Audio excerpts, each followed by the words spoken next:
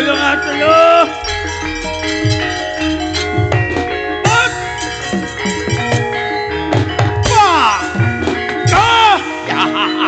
Kodo tampan ono. Hep hep hep.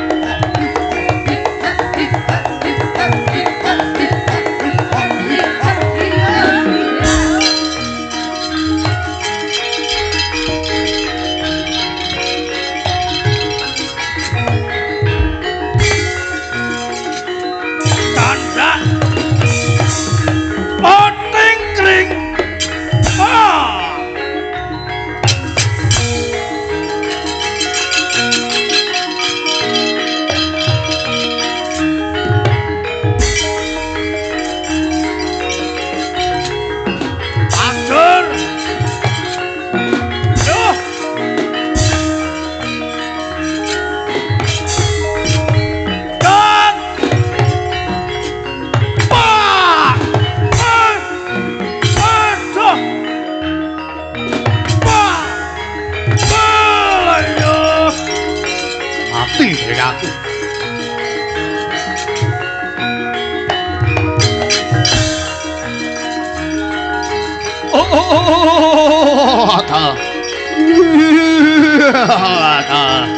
Ayo, ayo, ayo, ayo.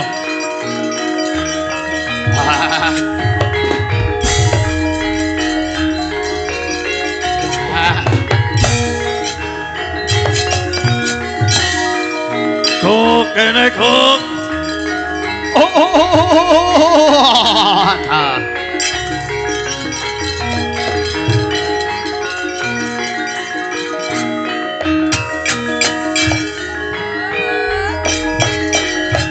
Kula wonten dawuh Gusti.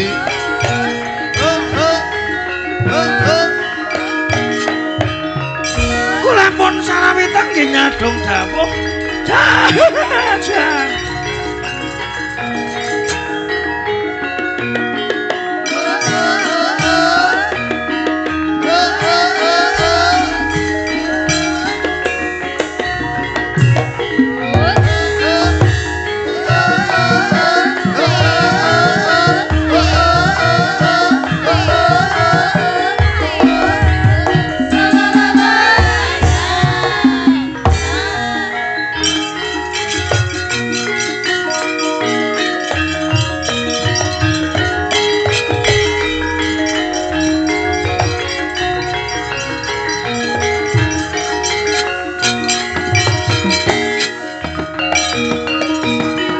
Senenge wong keturutan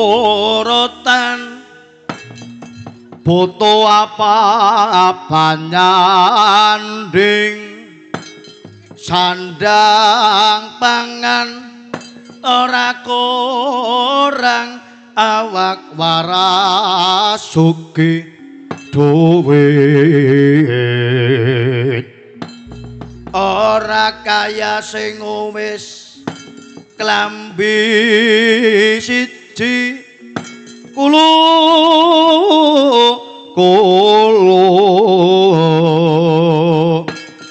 dasar areng tekombah udu temung trimang lindih uripe wong kaya cakra manggilingan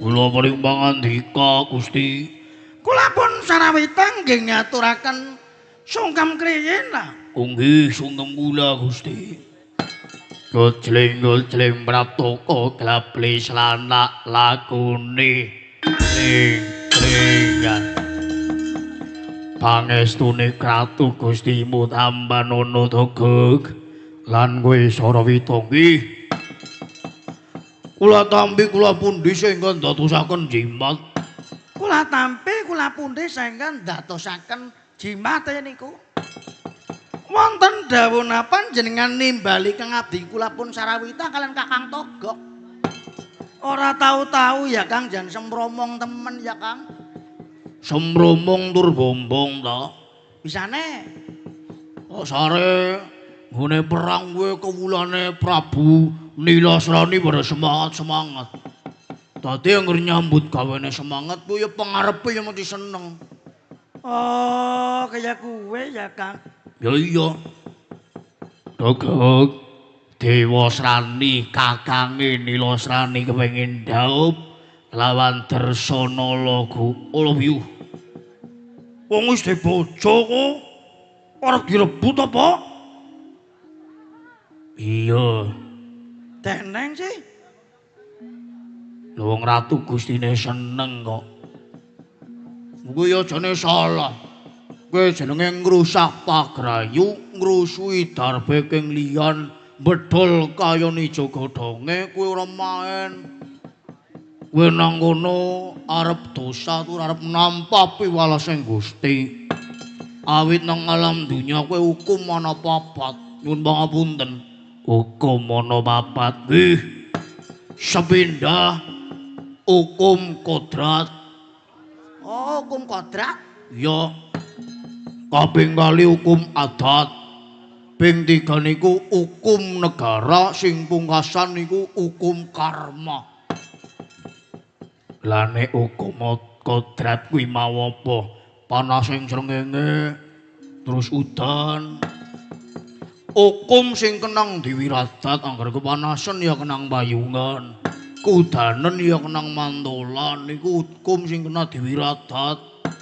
Angger adat kuwi mau kesenian utawa budaya sing diuri-uri ana maning wong kenduren kaya mau ya klebu adat. Arisan RT ya klebu adat. Terus kuda lumping ya klebu adat. Oh, adat ya, Kang. Iya wajib diuri-uri. Ning bisa adat karo sahadat kuwi mau gandeng renteng reruntungan ta. Sahadat kuwi mau manembang ngarsaning Gusti linambaran agama kang rinasu. Nuwun sewu jenengan sabrang jane duwe agama napa mboten? Agama kuwi apa, Gok? Oh, Allah. Ngagama ora ngerti. Agama niku maneh jenengan niku duweni keyakinan.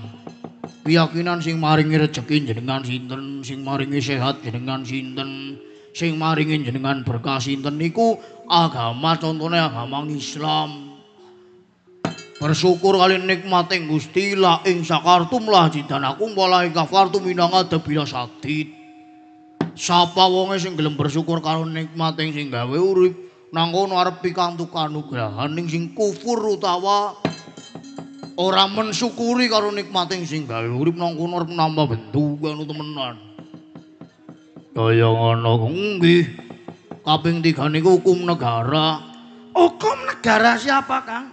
Hukum negara kuwi mau kan duwe undang-undang ta. Angger sapa wonge sing melanggar undang-undang nang kono arep dipidana manut karo pelanggarane manut karo pasale. Umpamane ngrebut bojone liyan kuwi ya jane ya kudune dipidana kudune. Kaya ngono nggih wong enten pasale. Ning angger padadene gelem jajal. Dilala lanange ya gelem, wadone gelem kepriwe jajal. Kuwi nang kono tidak bisa dihindari lho Kang Togok. Awit wong lanang anggere demen wong wadon kuwi mau blopo kumat. Nggih, biasane kaya kuwe. Umpamane ngesuk anake Darsana lahir paling ora Dewasrani ya kelangan ragat. Angger bisa mlebu cekang Janaka. Janaka, iya Raden Janaka. Angger bisa ngrebut nang kono arep diragati, ditransferi per minggune minimal kuwi 350. Ditukokna pit listrik. Per minggu 350 apa cukup? Ya minimal go jajan bocah tok.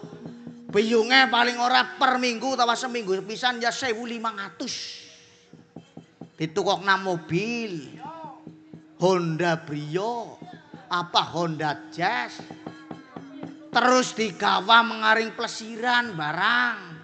Mengaring kafe Malindo Corner barang iki jajal. Apa ora larang ragate? Oh, larang cara nyong timbang mumet-mumet luwung golet sing kena dilomboni. Lho nggih beda. Wah kowe derajat kerek. Ya trimane ya gratisan. Gratis benyong ora gelem. Lanjur ing pungkasan hukum karma. Sapa nandur bakal ngunduh, sapa gawe bakal nganggo angger jenengan tandurane apik, undu-unduane mesti apik. Ning angger jenengan tandurane elek, was undu-unduane jelas elek. Kuwi genah niku kula matur niku amanane. Nanging nggo kewajibaning prajurit kuwi mau madangi weweteng babadi kang rungkut, nglebur lakun jalak peninggal. Kelakon tak gelangsar dening aku ora mati anak Pandhawa aja takon dosa.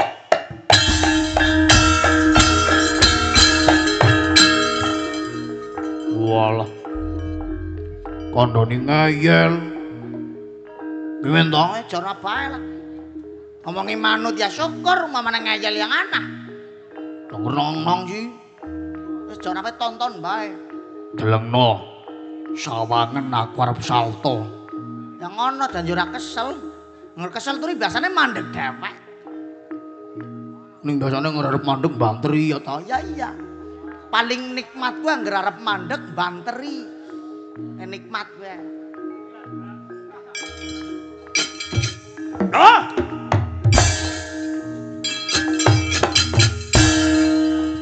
Tone taya gagah. Kaya no ampu-ampu dhewek apa jar-jare ya.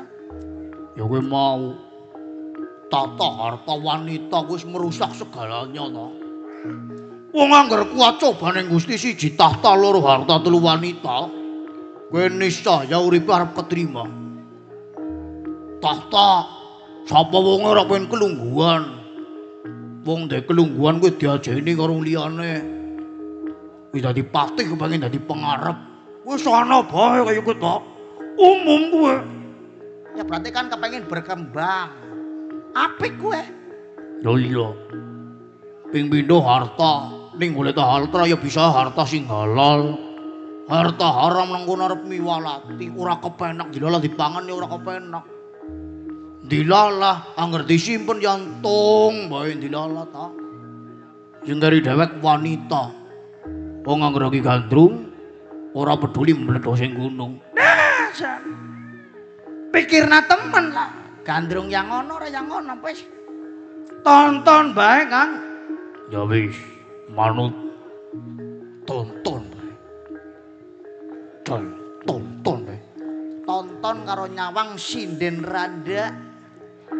Mandan fresh. Randane mengko to lho.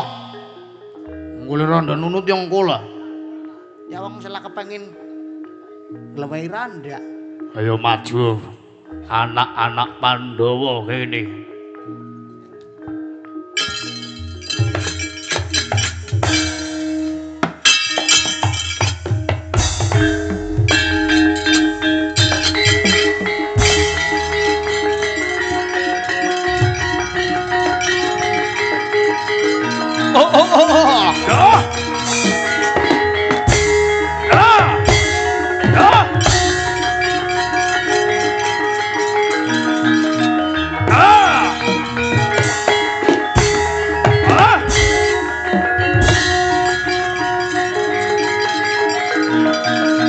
Ayo ngantuk. Atur.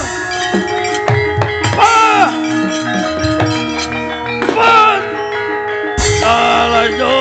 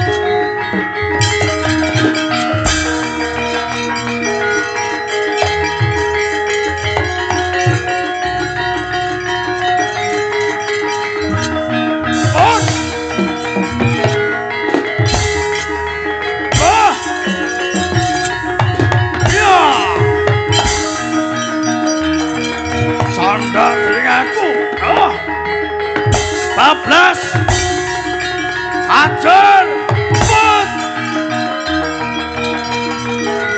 aduh pasang kuda-kuda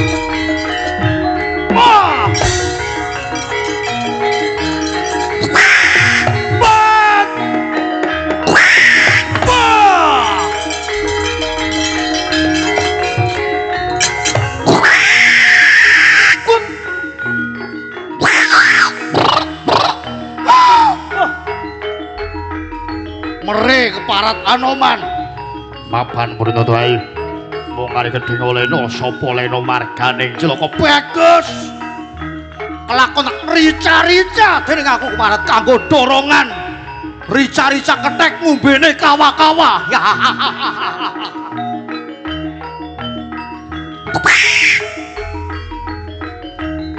cadak melompat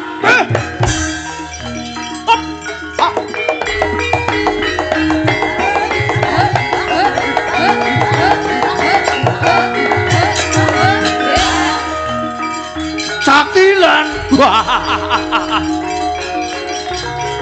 ayo njol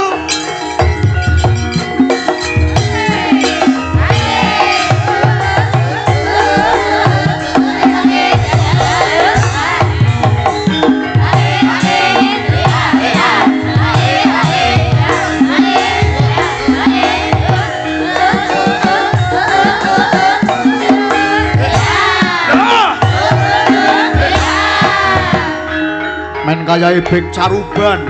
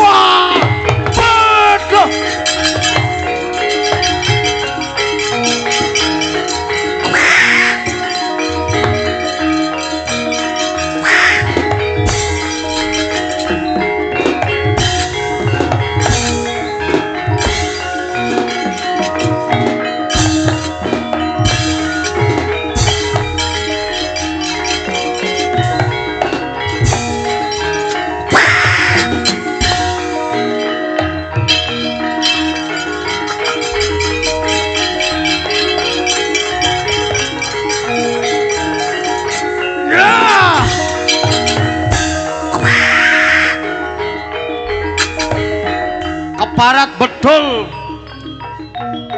wujuding wit-witan ayo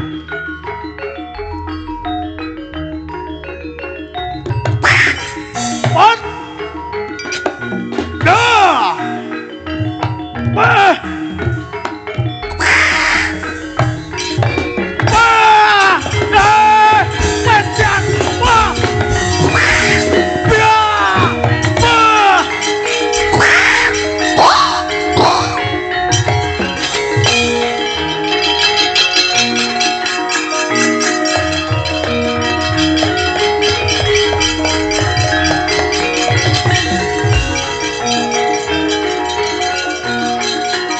Dor.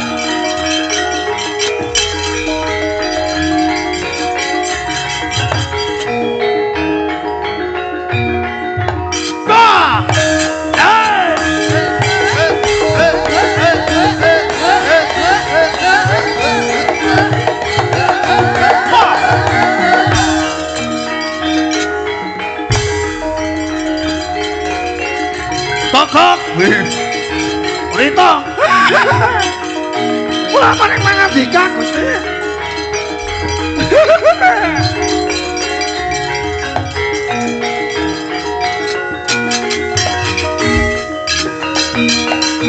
Rasaksa gura rupa kagiri-giri genyolera Prabata abang kawlagar manguing mungsuh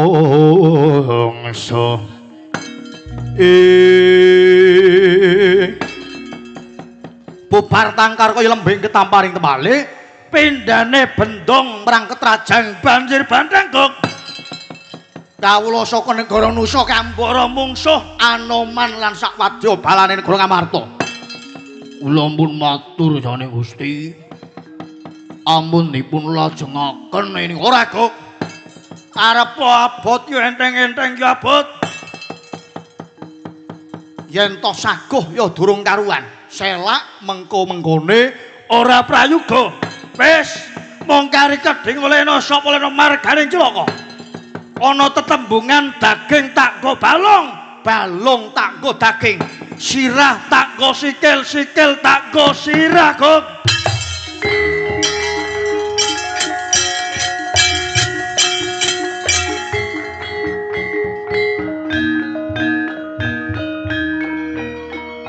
yo ya singo barong kok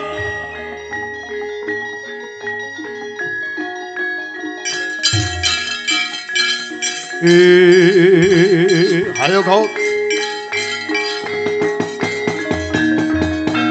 yen pengarepe dudu aku bubar kok bubar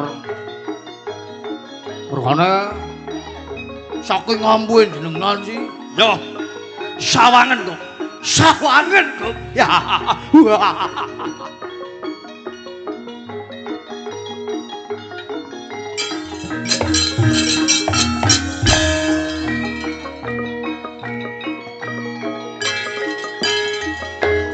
ujar-ujare sangar dewek apa ya Kang? Patutek bagus dewek ujar-ujare mbok gaga apa ya? Gagah ora bet kok gemagus mengayake bareng milih widodari barang lah bicara nyong ya kepenak milih sinden sinden genap perawan-perawan perawan Ditayana perawan Nova sing terkenal karo Donate yana Nova kuwi nek digambarna donat kuwi kaya dene donat rasa coklat jane legi banget menul-menul tur bolongane si ciut donat anggar sing regane siji 5.000 kan mesti menul-menul bolongane mesti ciut biasane lho ning beda anggar donat regane 1.500 bolongane sambah banget oh beda rega sih ya to ya beda donat sing kaya Nova ke donat favoritku ya terus apa milih perawan ade ya kena perawan ade bengike disusul sih nang mamase sih susul mamase iya mamas penjol salah lomet toh apa iya apa milih sinden arum ya kena makanya arum randa ya jajal kan bok bengike nyong gawa sinden randa cacahe loro Kang loro si sapa nah sing siji genah sijine maning nyong ora denger temenan ora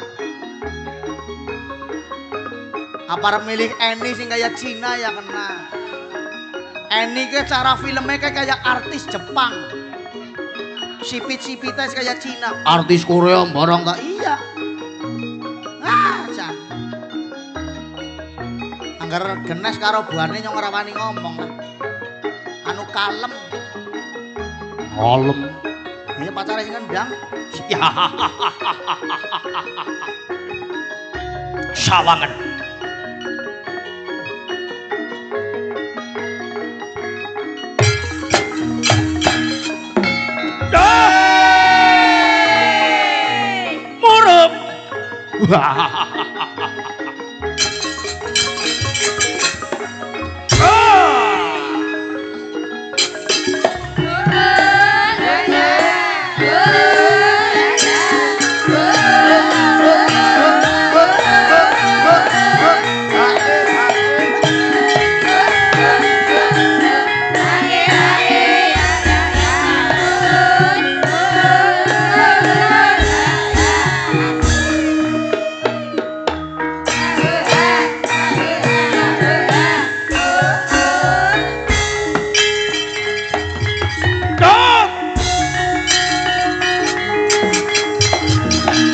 Kebarat ana wong lanang dadane murup ora pangling Gatotkaca nilasani tanding waku.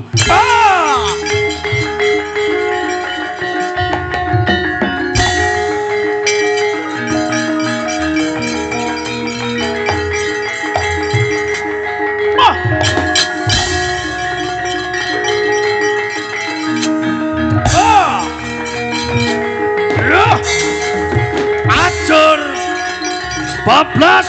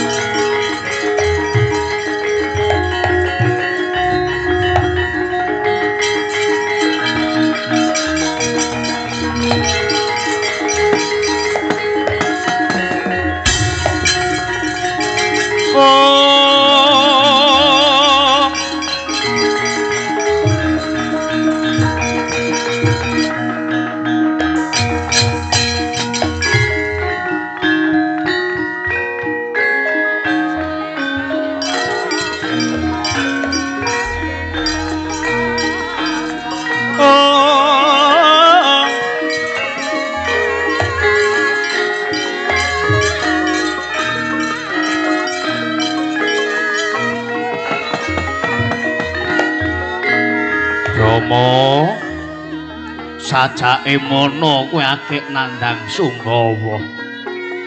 Areppo kowe nandhang Sunggawa sing kaya ngono. Areppo dikaya ngapa wae. Pangrasamu kowe wis ora isa bisa selak maneh, Rama. Mulane arep enteng yo abot yo enteng. Gelem ora gelem kudu dilakoni. Potomu kudu digege mangsa. Aduh, Yama Kipati, Yama Kipati.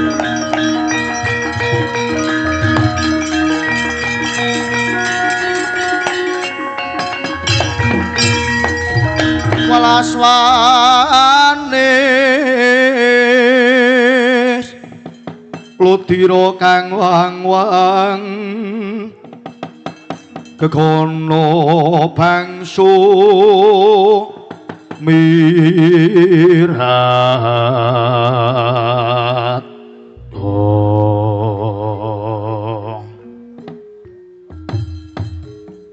bener kang dadi kandhamu nanging aku kuwi mau rak nembe arep duwe putu. Ning putuku sing arep lair wis ngancik umure 7 sasi mapan ana nggo garbane anakku Dersanala. Lho kok bakal digege mangsa. Lah nek bayine slamet aku seneng. Lah yen nganti ora slamet sing tanggung jawab sapa Yama? Lah yen wis slamet banjur dicemplungake nang kawah Candra Dimuka. Apa ora panas? Bocah bayi durung ilang pupuk lempuyange kok mbok cemplungake nang kawah.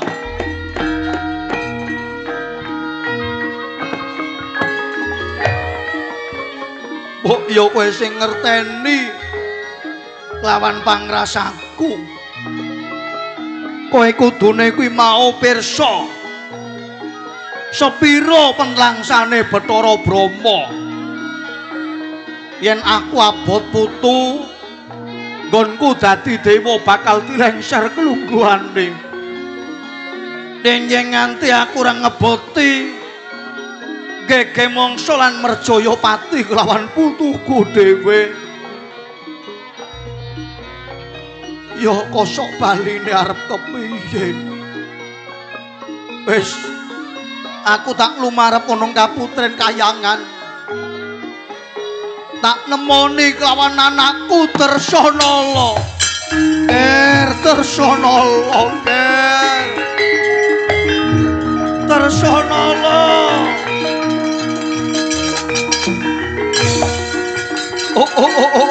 Ata. Iki dimote.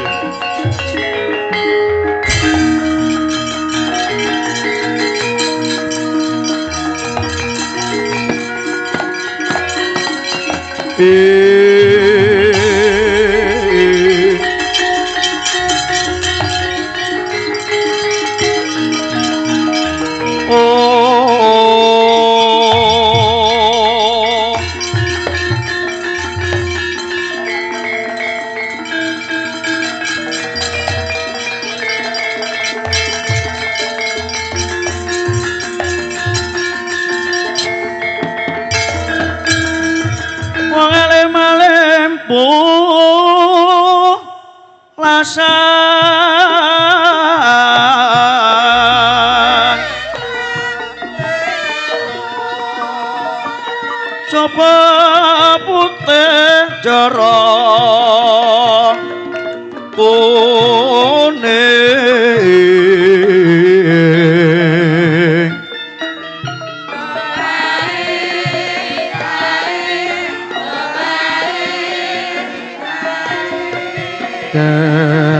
kecalmo tansah maksiat matat maton minum main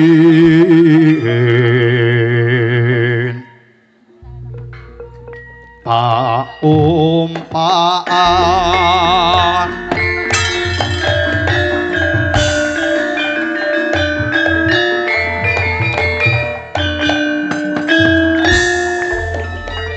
api-api wong suci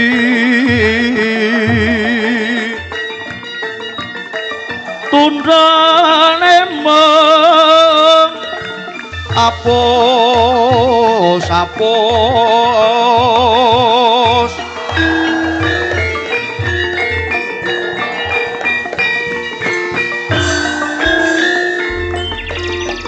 wadon lir wadon liro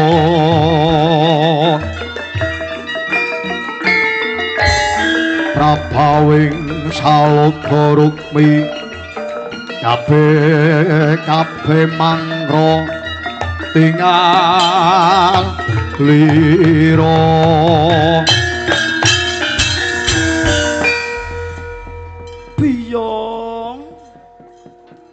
biyong ben kepet mega biyong kula paring pangandika Sang Dewi Bathari Dersanala isa biyong pripun Dewi ketingalipun panjenengan niku sawegya bombong sanget awit jenengan niku sawegya nggarbini sampun ngancik yuswa Sapta Candra Sabta araning 7 candra niku sasi utawa wulan.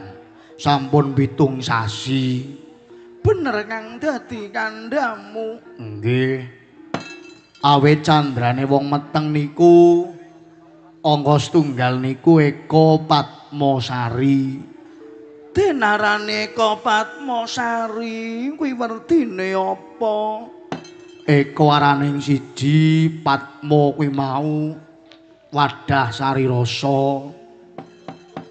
Tadi yen wong meteng kang nembe sewulan umure niku mesti rasane seneng bakal kagungan putra Sang Dewi. Lajeng ingkang angka kalih niku duwi mertani. Duwi lara mertani kuwi mau racun. Nggih. Kaya wong keracunan. Wisuda mawane dhewek. Arep pakalem ning suwe-suwe gelem lenjeh barang.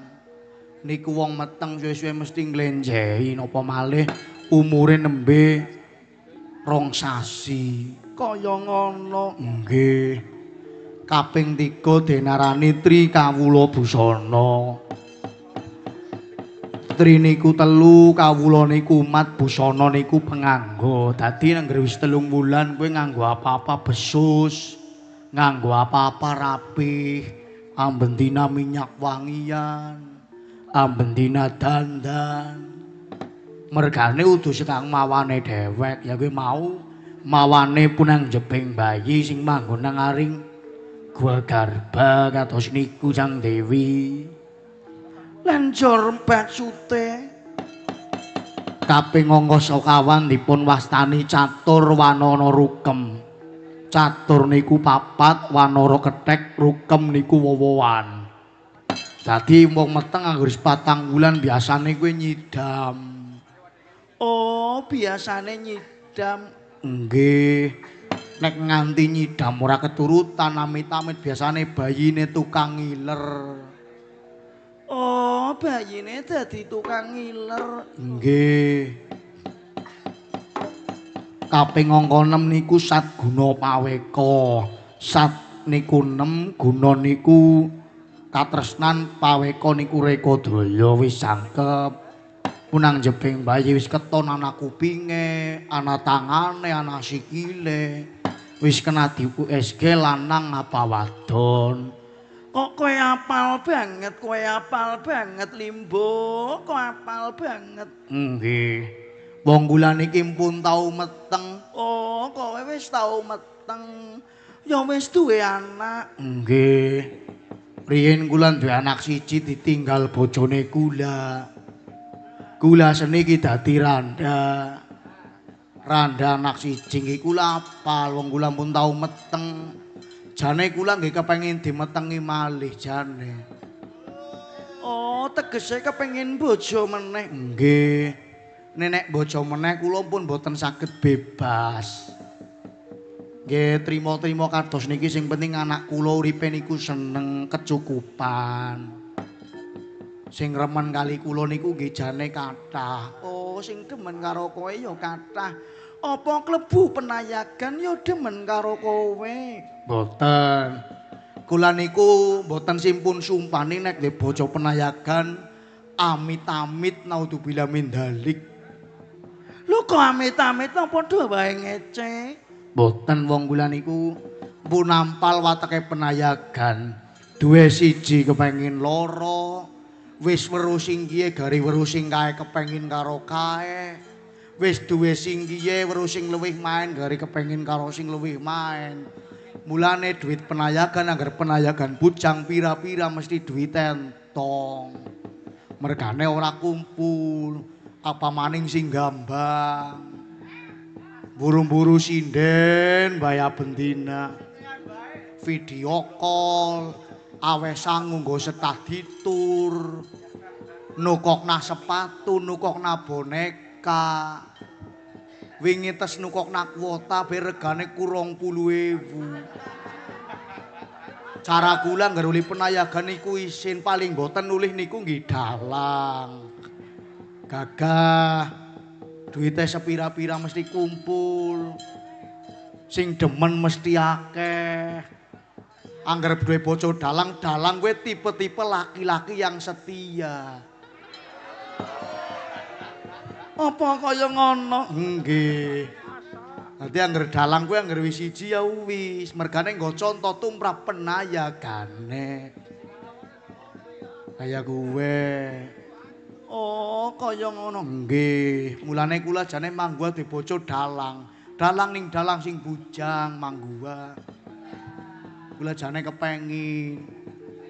Ning dalang bujang murung karep ya mbung esuk nyong ya ora denger. Mergane menungsa ning angger atine tetek tatak tanggon kowe ibarate kaya sing ngendang karo sinden genes. Tumbu menangi tutup bisa gandeng renteng reruntungan. Umpamane sing gambang ngarep gayuh sinden, kowe mau nyawange karo sing ngendangi wayang. Temanja apa ora? Ning mbok menawa besok bisa dadi jodhone, apa enggane arep dadi peku? Dadi peku apa suwe-suwe ora ngetutna mobil dalang. Bilaeni lah. Ya ora dadi boyo pengopo waton ngati-ati. Ya iya. Niku candrane napa malih jenengan pun pitung sasi. Jan rasane mesti jenengan bombong banget. Napa malih gelem mesem-mesem dewek bareng.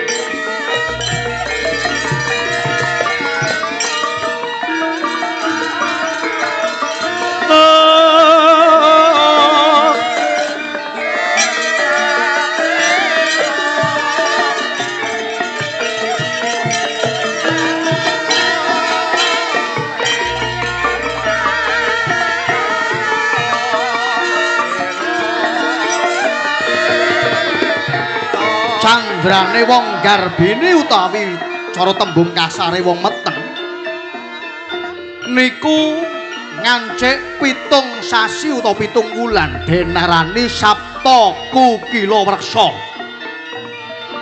Saptaraning 7 kukila niku manuk, wreksa niku udan. Bayi kang mapan wonten nggo garbaning sang biyung yen biyunge krasa adem bayine ya melu adem. Yen biyunge krasa gerah, bayine ya melu gerah. Mangkono dereng ngantos paripurna imbal pangandikan. Sang Dewi Darsanala kaliyan limbuk kepet mega. Sawegya nandhang bombong awit badhe pikantuk wujuding putra utawa putri. Peparinging Gusti ingkang ngakarya jagat. Aduh Darsanala, aja kaget. Bapakmu sing bakal prapta Darsanala. Sudarmanipun jenengan nggih.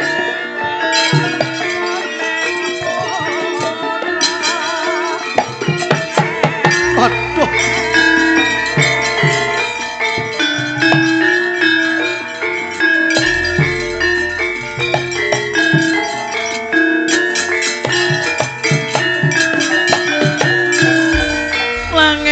Kelap-kelap katon lereginin cange ngaris risang mawe gandrung saparan katulu ukir moyat mayik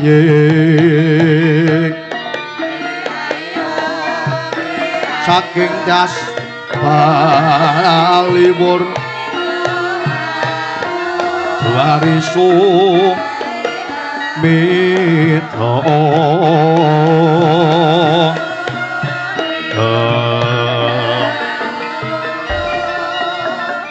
wonten wigatos menapa kepareng kula ngaturaken sembah Rama pukulan Bathara Brama pangestune wong tuamu wae tampan ana ketiwasan Nini Darsanala anakku nggih.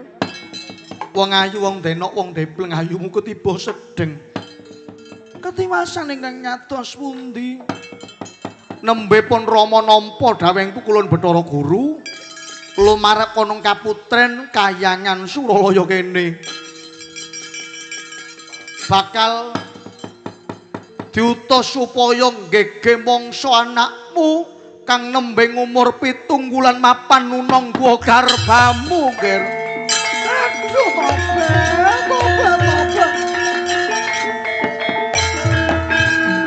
Nggege mangsa lepatipun putra kula menika menapa mbuh aku dhewe ora nyumurupi pun Rama ya ora denger ger. Lah yen nganti pun Rama nampik apa kang dadi dawuh pukulun Bathara Guru bakal kena siku tendaning Jawata ya melu karo pun Rama bayi sing wis umur 7 sasi mapan ana nggo garbamu bakal tak gegeh mangsa ger kene melu karo pun Rama.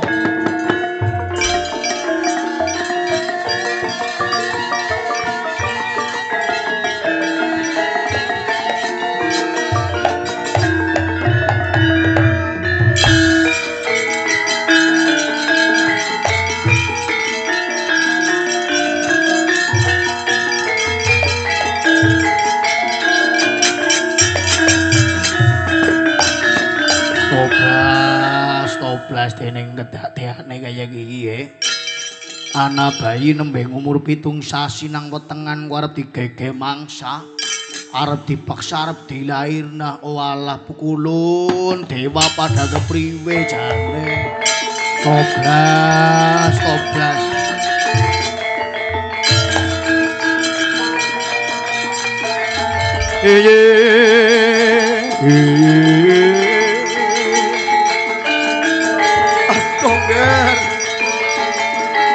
Pangapunten Kanjeng Wayu abot pun Rama kuling lakoni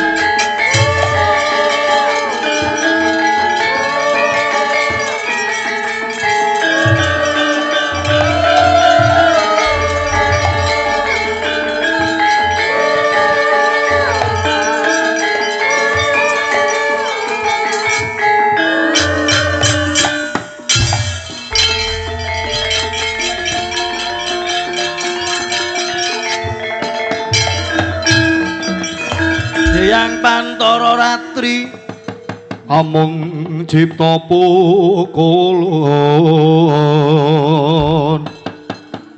taniyang kaeksi mila katur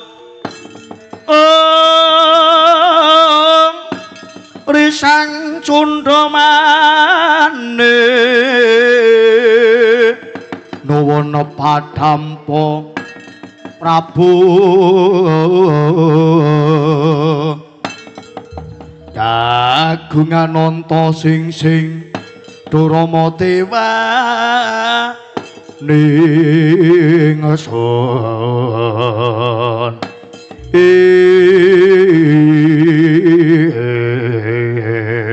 kacarita mangkono manjing wonten palerman pukulun Bathara Brahma sinarengan kalian Betari Darsanala garwaning Janaka. Kayata mangkono bayi ingkang nembeng umur 7 sasi dipun gegeh mangsa lair mijil jalu mencorong cahyane.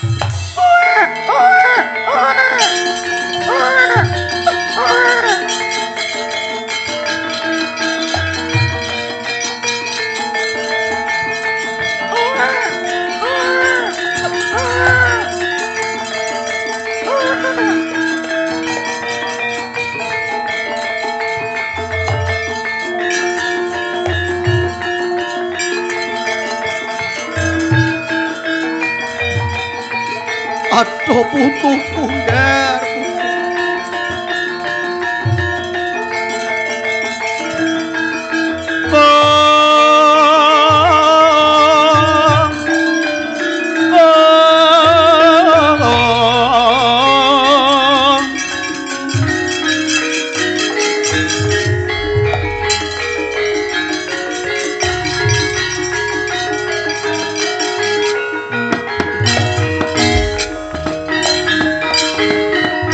mustikaning satriya tama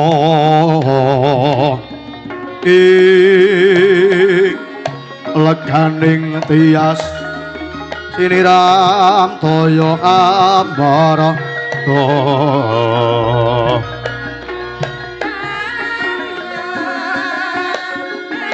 Menika wayah panjenengan sampun lair mijil jalu bagus mencorong cahyane kaya dene bapakne Pangeran Janaka mulane Darsanala dadi bruhananmu ya Darsanala wonten menapa Rama muga panjenengan ngendika ingkang kados menyapan bayi kuwi mau bakal ndak pondong bayi badhe dipun pondong bakal tak gendong tak gawa lumarap ana ngarsaning Rama Pulun Bathara Guru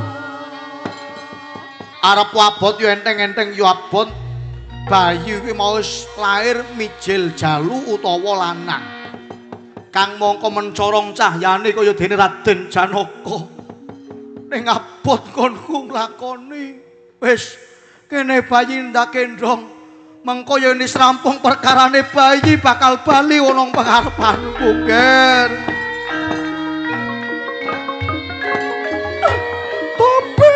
tobat Kanjeng Rama Kanjeng Rama menapa panjenengan menika mboten misakaken kaliyan kula bayi punika ora putra kula nembe lair kula kepengin sesandingan kaliyan wayah panjenengan yuga kula piyambak ora pun Rama njaluk pangapura padha ger putuku ucap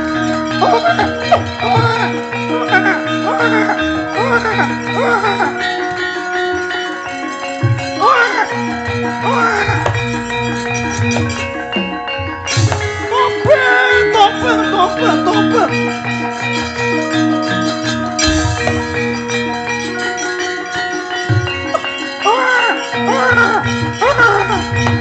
Ger aja nangis Ger aja nangis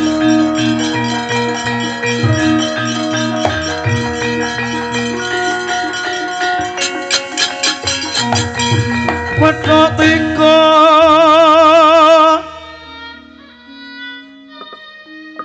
tatana rasa guling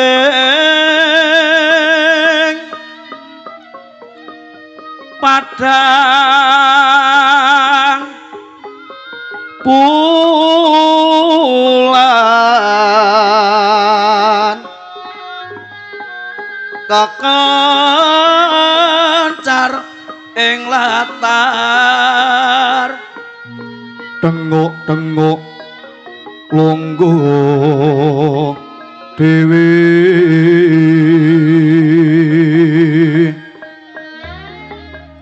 angin sumribet ngidul saya ngrantos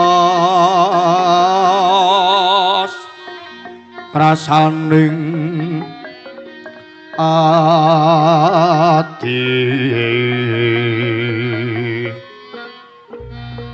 rumangsa yen wis lula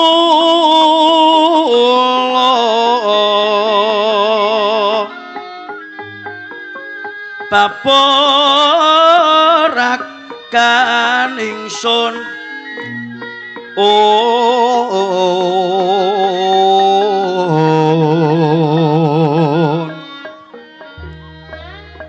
norasana norakatan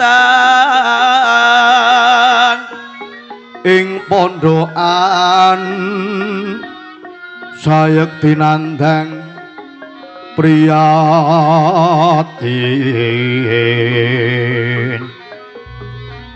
nyawa kondelan raga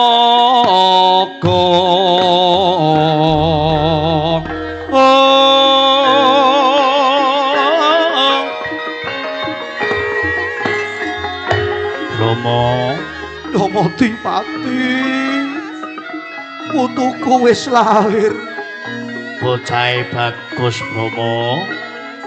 Wis aja mbok tangisi, aja mbok kowe kladuk ngene nandang Sungkawa. Siji pati loro jodho telu wahyu sing kagungan Gusti kang akarya jagat. Arepa anakmu wis telas tulising urip ditambanono kaya ngapa wae bebasan ngundang tabib sing paling ampuh sak jagat raya. Yen wis telas tulising urip ya tetep tumeking patine. Arepa ketaman gaman landhep kaping 7 yen durung telas tulising urip ora gadhang mati. Kaping pindho dinarani jodho. Arepa kepalang ana segara kang ambane tanpa wangenan yen jodho tetep ketemu. Ning yen bendina runtang-runtung bareng, yen bendina seneng bareng yen durung jodhone sewu dalane ngene pisah. Kaping keri dhewe dinarani wahyu. Sapa temen tundhone menangi temambok kanggo jalaran putumu iso dadi wong ketrima. Cemplungke kawah Candra Timuka. Aduh.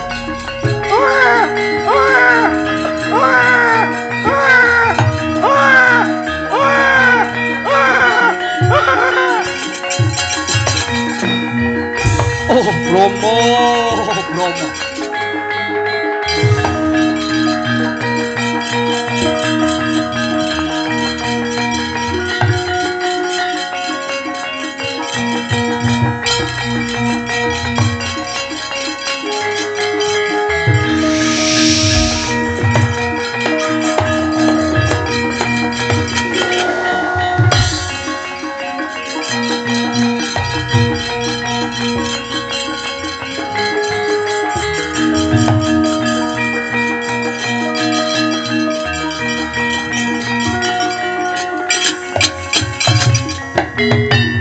Waduh.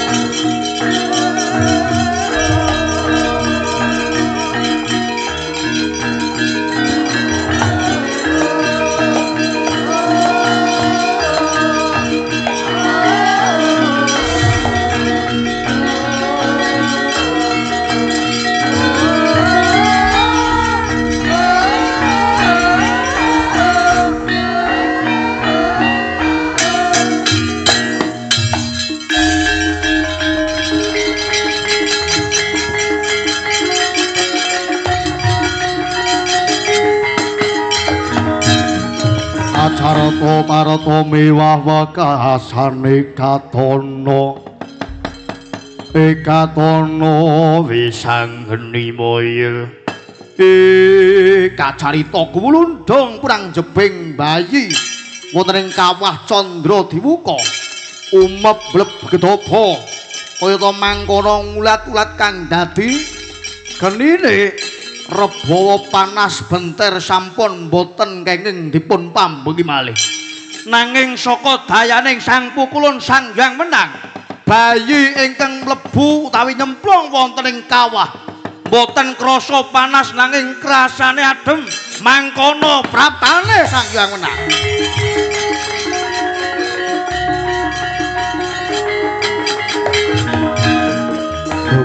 Gawe gramas tunamasidam sekaring bawana langgeng. Ana bayi kok dicemplungke ana kawah Candra Dimuka kang mangka bayi iki mau ora duweni luput nggir.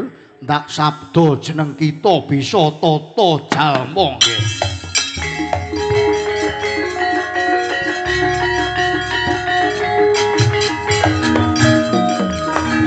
Iki ana wong tuwa nglepeki malang aku jenengmu sapa? Belah dalah. saka sadaning ulun sakedheping netra bayi bisa tata jalma ya nggir ulun kang aran Sang Hyang Bathara Weneng dewa kang menang murba tan menang pinurba menang wasesa tan menang winasesa. Oh, jenengmu Sang Hyang Weneng. Banjur jenengku sapa? Jeneng kita durung ndarbeni jimat asma mulane manuta kelawan ulun bakal ndak paringi pitulungan.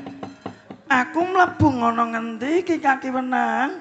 Jeneng kita mlebu nang kawah Candra Dimuka. Ning sing malane abang kaya ngene kok kaya umop kuwi mau apa? Kok aku klacane kaya adem banget. Iki mau jane geni ning saka pitulunganing jeneng ulun jeneng kita ora kepanasen mapan ana kawah Candra Dimuka malah kepara krasamu mung adem ora ana geni sing gawe panas tumrap awak jeneng kita. Oh, kaya mangkono. Aku ya ngatulake gunging panuwun. Bapakku jenenge Capa? Bapak jeneng kita jenenge Janaka, ibumu jenenge Dresanala. Mulane ayo manuta kelawan ulun ndak dandani diwendati satriya bagus. Ndak siram wujuding banyu geger kene nggih. Yen kaya ngono aku manut karo Kaki Weneng.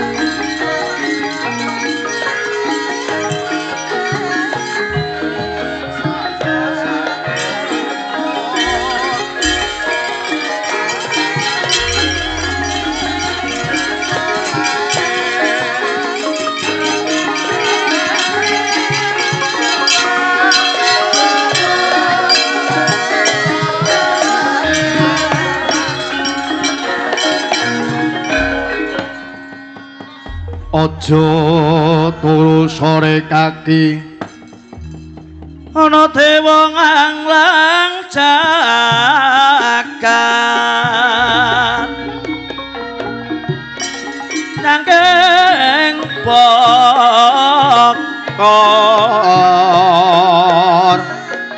nanging bokor kencanane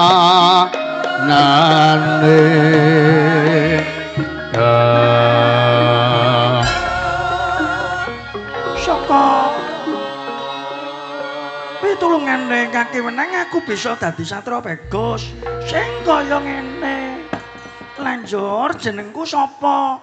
Ngaku jeneng kita Sang Hyang Supradita. Aja nganti kelingganata gedhene Kedalwarsa awit ibumu Dresanala bakal dialap randhane. Lan bapakmu Janaka bakal diperjaya pati dening Nilasrani supaya bisa dhaup karo kakange ya iki mau Dewa Srani. Yen pancen kaya ngono jenenge luput ngrusak pagrayu bedol kayong kang ijo gogrone ngrusuhi darbekeng liyan. Yo aku bakal ngadepi para dewa sing sembrono arep gawe cintrang aku lan ibuku Dresanala. Aku ngaturake gunging panuwun.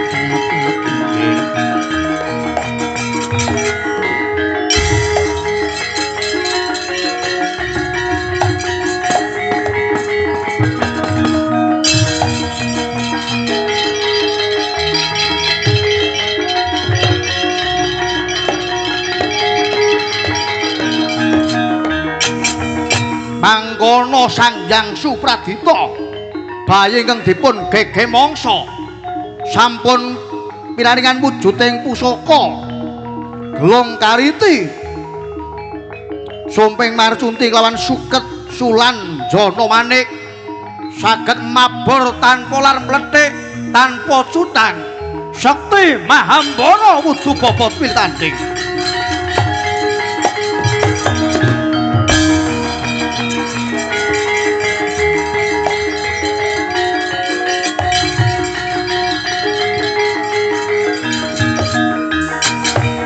ana bocah ngamuk sapa takon marang aku Sang Hyang Supradita keparat nganggo jenenge dewa kowe ayo mong karing gedhe golekno sapa lena marganing celaka ayo penyarikan tandingmu aku yo oh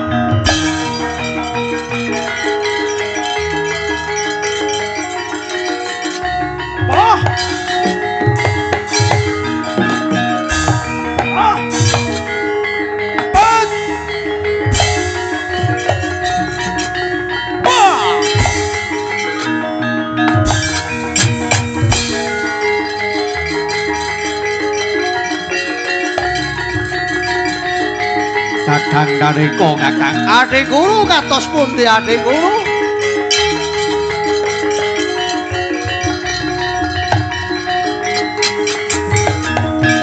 Cumangkang jero sumber lindu bumi kancing kumaludo kadi guntur kathok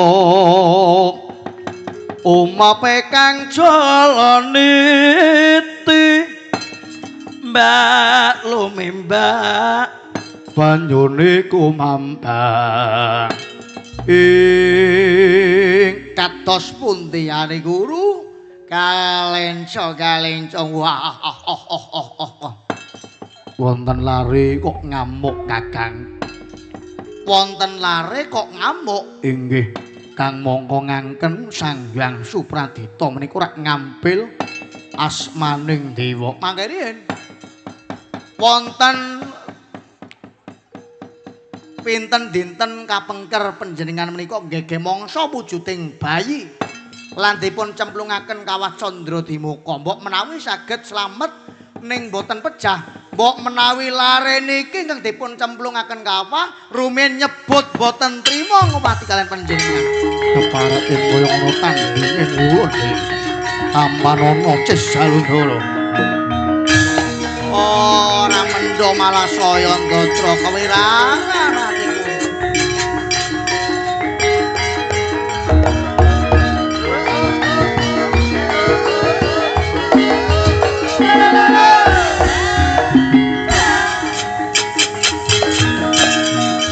bumi konjing langit kelap-kelap katon lereginen sanging aris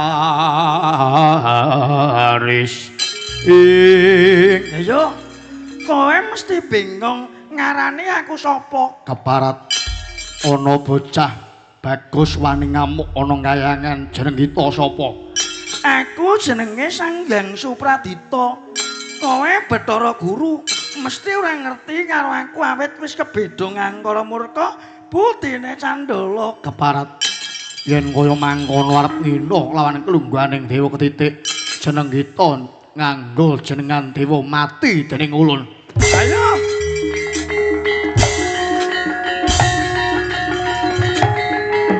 aduh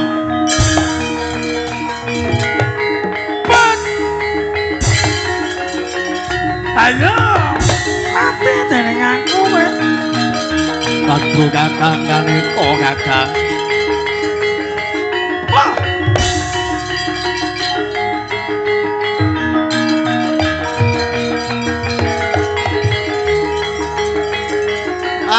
lencong hoa-hoe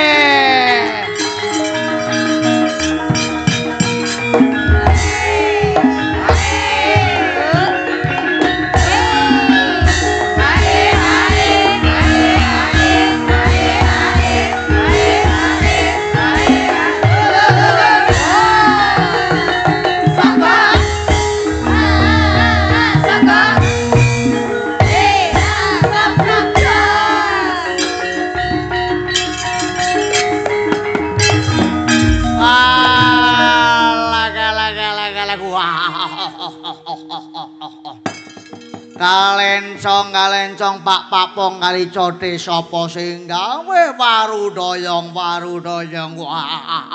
kanggo kendhat wong. Isih cilik dienong-enong basa gedhe malah dikowong-wong. Oh, alak. Kawirangan adiku. Mongso kalian bocah wingi sore cetha niki laris sing dicemplungaken wonten kawah Candra Timuka. Wonten tiyang kewirangan panjenengan malah gumujeng ngina kalian kula Kakang. Boten ngina. Ning panjenengan sing boten eling Purwa Madya Wusana Ali. Ya saiki sing luput Bathara Guru apa Sang Hyang Supradita? Ulun njaluk pangapura, Nger. Ulun njaluk pangapura. Nger, tengapurani, Nger.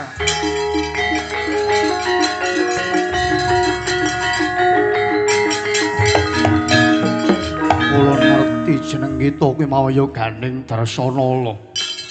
Lan jeneng kita ya Ganing Drasanala sing patutan nglawan Raden Janaka. Bisa mikul dhuwur mendhem jero asmane wong tuwa, Nggir. Mikul dhuwur tumindake wong tuwa sing elek ora ditiru ning yen mendhem jero. Tumindake wong tuwa sing elek ora ditiru ning becike kuwi mau watake wong tuwa sing kanggo tuladan ya watak sing dudu watak angkara murka budine Candala, Nggir. Yen kaya mangkono Sumradita Kepiye? Aku sago ngapurani kelawan kowe sing jenenge manungsa ya kang donan limpi lalya kelawan gingsar wis wajibe ngapura-ngapuranan. Ya Nggir. Nanging aja kesamaran ya Nggir. Jeneng kita bakal ndak paringi jimat asma Wisanggeni utawa ling sanggeni karana ora pasah rebawa panas kawah Candra Timuka.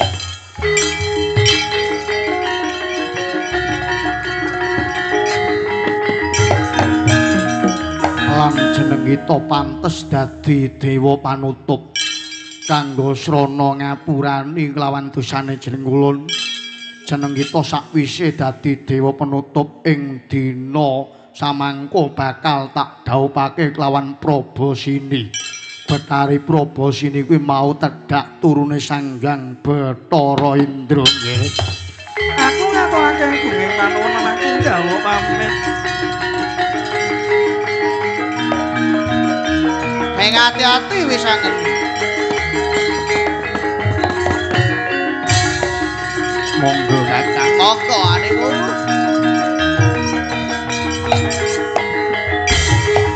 Nuwun pangapunten Rama Pukulun. Ada.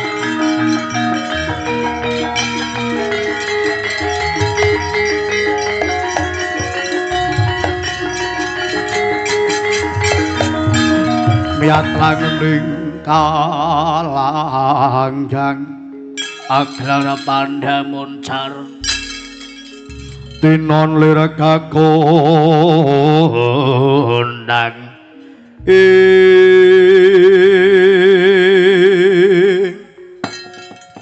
ana wigatimu apa Yamadipati? Wah iki Yamadipati malah nyegat meneh.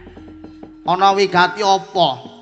Nuwun pangapunten menawi panjenengan badhe njodohaken antaraning Wisanggeni lan Prabasini. Kula mboten saged nrima awit ingkang wayah putra kula Yamadewa sawegya gandrung kalian Prabasini, Rama. Kula nyuwun tulung kanthi sanget ampun ngantos Wisanggeni dhaup kalian pun Prabasini. Awit kula menika awrat kalian anak kula Yamadewa. Menawi panjenengan boten nuruti sepinten sungkawanipun anak kula bener. Toh. Leres sanget kula pengen dados pangandikanipun Rama Yamadewa.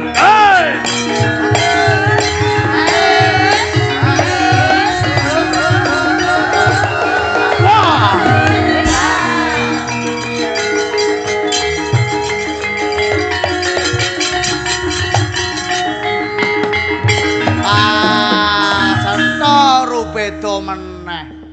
Wong sing arep daud wisanggene arep diganjar malah ana sing nyebut ora trima. Yen ora kelakon urip karo Probosini malah arep ngamuk. Alah malah rebutan wong wadon. Donya ki mau ora mung sak godhong kelor lungger, Mboten saged. Kula niku ngincer Probosini wit ngumur 10 tahun niki. mboten ketang kula utang-utang tak Lakoni Probosini tesi alit nyuwun kuota regane 20.000. mawon kula tumbasaken. Kula transfer. Kula adol merang. Anak dewa wadul merang mirang-mirangake. Niki umpama nyuwun kudangan menapa waton kula saged dhaup kalian Probosini. Hei!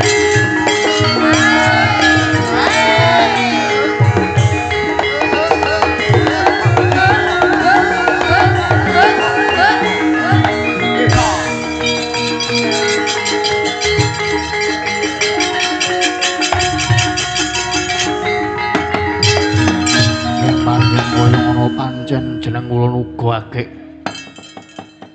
menggalih perkara titah mercawada.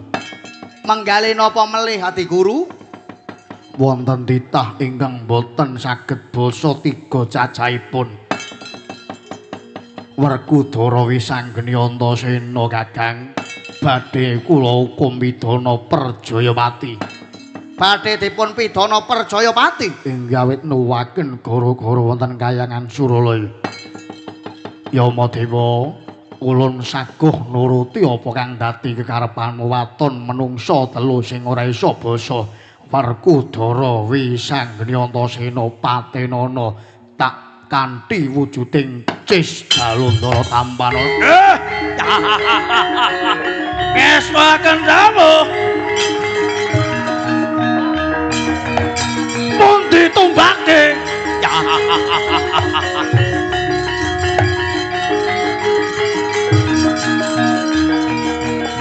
Parang nyuwun pamit. Ma.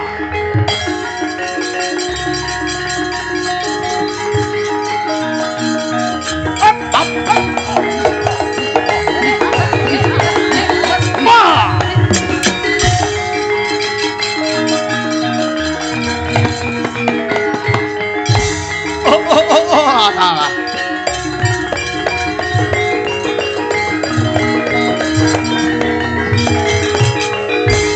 Wah, laki-laki ora kena dielingake meneh.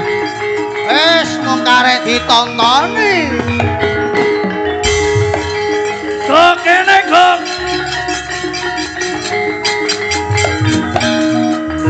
Galung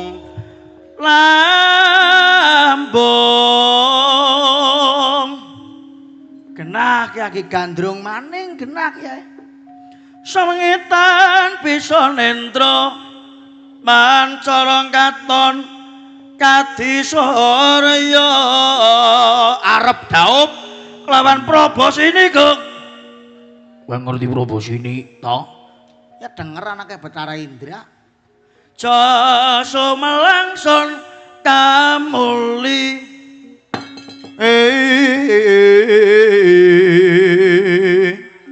yen Cinandra mripate mblalak kaya mutiara idepe ndamar kanginan alise nanggal sepisan jangga mangulan-ulan lathi gula satemplik pipine njuren sakjuring astaning gendewa pinentang bangkeane napun kemit payudarane Guk.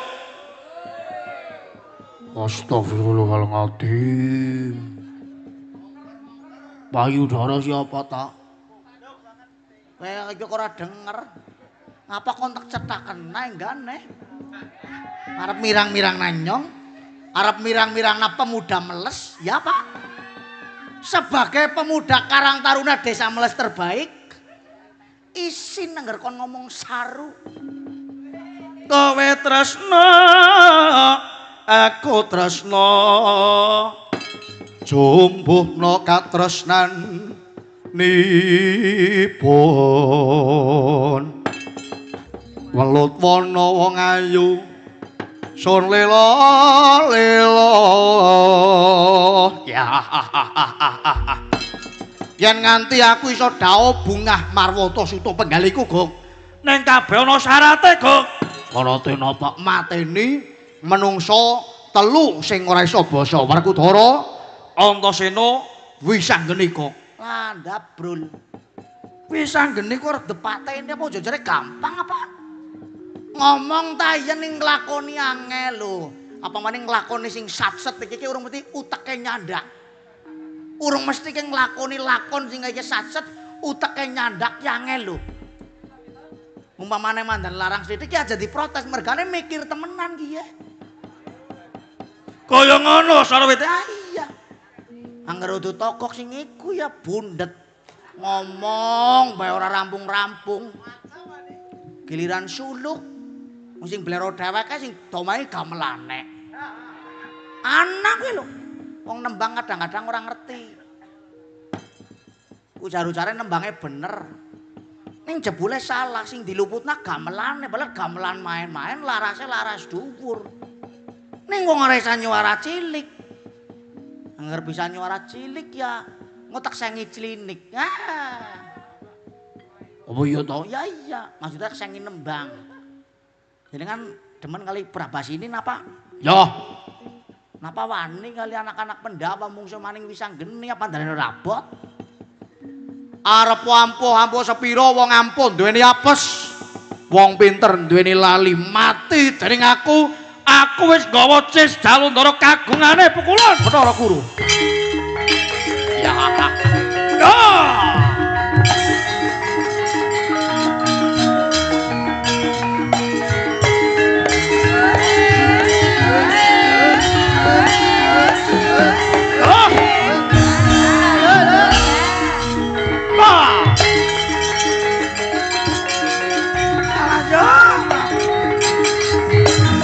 Ngoten niku mimangga ngatos-atos mawon, monggo. Ya, Gok. Aku bakal budal mudhun nang Mercapada, monggo. Nek pun wantun nggih monggo. Mengko yen to Werkudara mati, Antasena mati tak cemplungke ana kendhaka, Gok. Tak cemplungke ana kendhaka. Ya, ngaturke ana ngarsane nglumpur bener wul.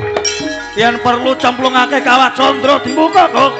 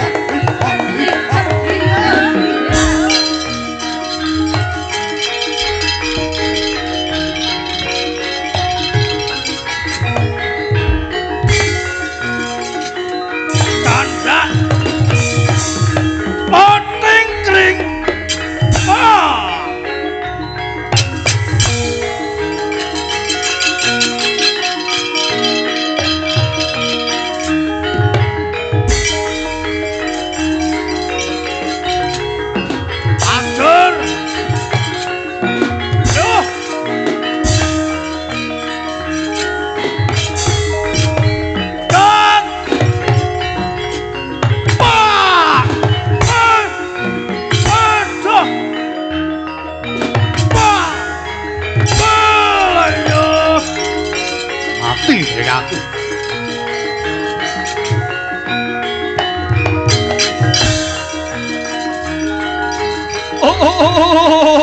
Ada. Ada. Ayo ayo ayo ayo.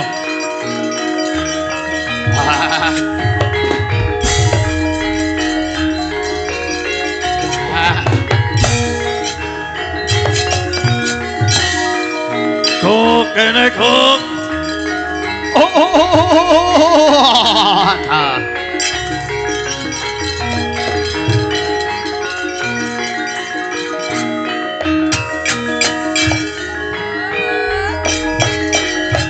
Kula wonten dawuh Gusti.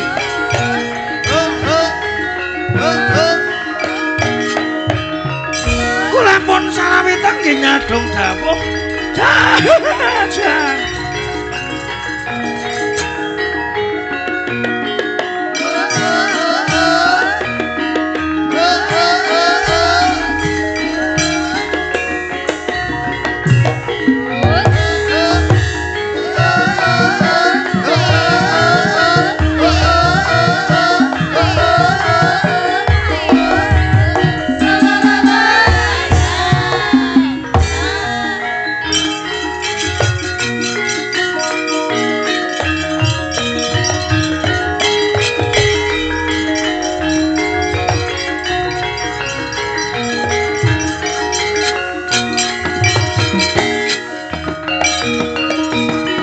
Senenge wong keturutan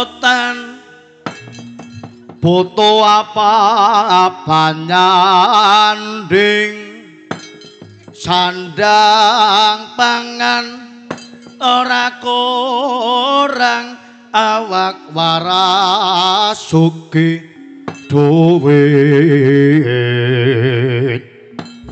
ora kaya sing wis klambi siji kulo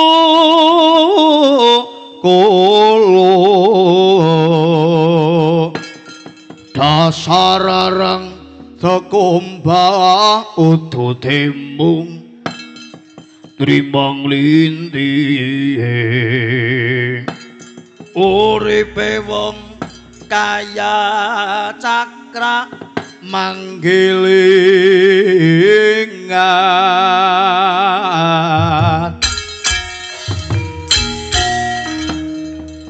kula paring pangandika Gusti.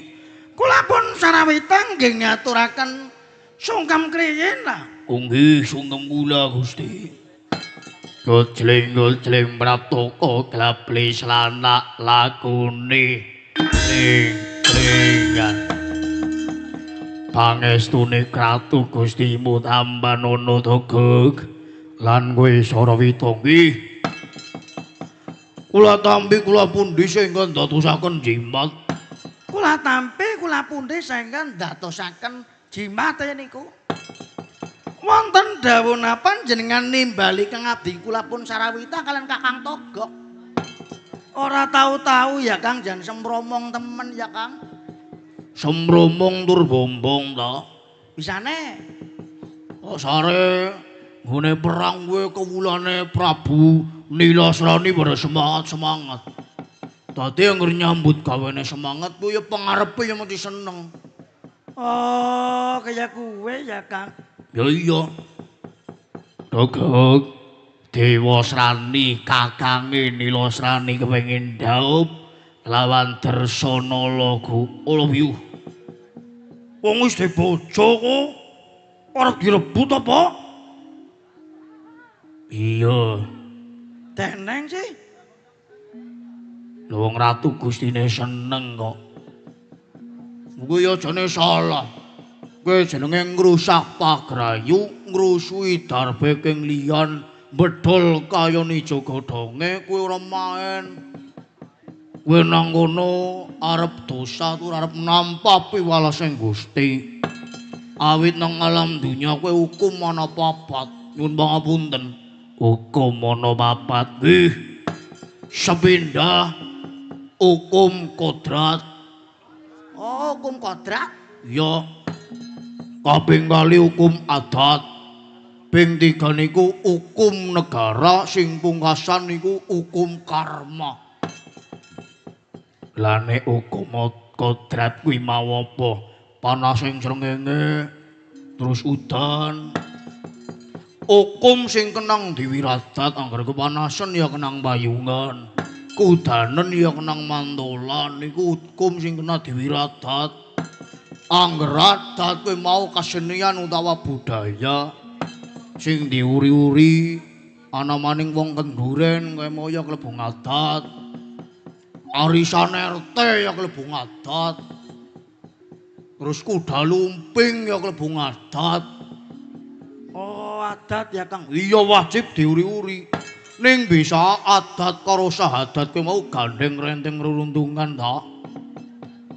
Sahadat kuwi mau manembang ngarsaning Gusti linambaran agama kang rinasu. Nuwun sewu jenengan sabrang jane duwe agama napa mboten? Agama kuwi apa, Gop? Oh Allah. Ngagama ora ngerti. Agama niku mane jenengan niku duweni keyakinan. Keyakinan sing maringi rejeki jenengan sinten, sing maringi sehat jenengan sinten, sing maringi jenengan berkah sinten niku agama contone agama Islam. Bersyukur kali nikmating Gusti la ing sakartum lah jidanakum walahi kafartum minanga bila sadid. Sapa wonge sing gelem bersyukur karo nikmating sing gawe urip nang kono arep pikantuk kanugrahan ning sing kufur utawa ora mensyukuri karo nikmating sing gawe urip nang kono arep nambah bentukan temenan. Kaya ngono nggih. Kaping 3 niku hukum negara. Hukum negara siapa, Kang? Hukum negara kuwi mau kan duwe undang-undang ta. Angger sapa wonge sing melanggar undang-undang nang kono arep dipidana manut karo pelanggarane manut karo pasale. Umpamane ngrebut bojone liyan kuwi ya jane ya kudune dipidana kudune. Kaya ngono nggih wong enten pasale. Ning angger padadene gelem jajal. Dilala lanange ya gelem, wadone gelem kepriwe jajal. Kuwi nang kono tidak bisa dihindari lho Kang Togok. Awit wong lanang anggere demen wong wadon kuwi mau blobo kumat. Nggih, biasane kaya kuwe. Umpamane ngesuk anake dersanala lahir paling ora dewasrani ya kelangan wragat. Angger bisa mlebu cekang Janaka. Janaka. Iya, Raden Janaka. Angger bisa ngrebut nang kono arep diragati, ditransferi per minggune minimal kowe 350. Ditukokna pit listrik. Per minggu 350 apa cukup? Ya minimal go jajan bocah tok. Biyunge paling ora per minggu utawa seminggu pisan ya 1.500. Ditukokna mobil. Honda Brio, apa Honda Jazz. Terus digawa mengaring plesiran barang. Mengaring kafe Malindo Corner barang iki jajal. Apa ora larang ragate? Oh, larang cara nyong timbang mumet-mumet luwung golet sing kena dilomboni. Lha engko beda. Wah, derajat